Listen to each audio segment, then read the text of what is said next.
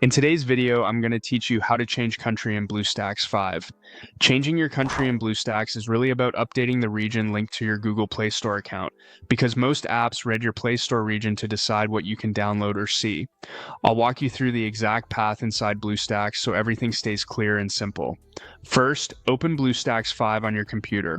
Once it's running, launch the Google Play Store from the Bluestacks home screen. You'll be doing all the changes inside the Play Store just like you would on an Android device.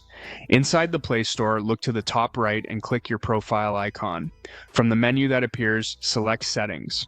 In the Settings screen, go to the General section, then open Account and Device Preferences.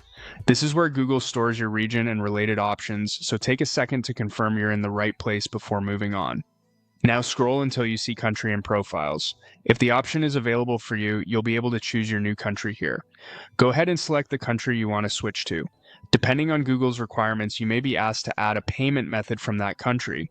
This is normal. Google uses a locally issued payment method like a card or a region-supported service to confirm the change. Add the payment method if prompted, then review and confirm your changes. After you confirm, your Play Store country will update.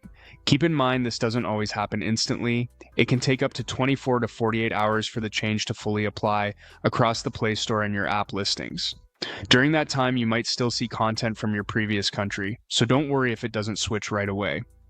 A couple of helpful tips as you wait. If you don't see the country and profiles option, it might be because the Play Store hasn't recognized a new region yet, or you're not currently eligible for a change. In general, the Play Store may limit how often you can switch regions, and availability can depend on your account history and location signals.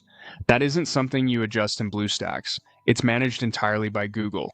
Once the update goes through, open the Play Store again in Bluestacks and browse. You should notice country-specific apps, pricing, and recommendations that match your new region.